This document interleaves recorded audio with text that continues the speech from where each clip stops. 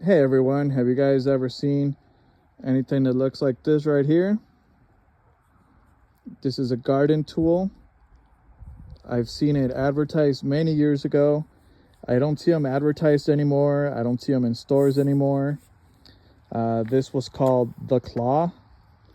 As you can see, it's got like a kind of a twisted handle, and it's really good actually for these tough weeds. When you get something like this right here, it's got really deep weeds in the bottom, really deep roots, and really hard to get. So what this does is just stab it right into the dirt, start twisting,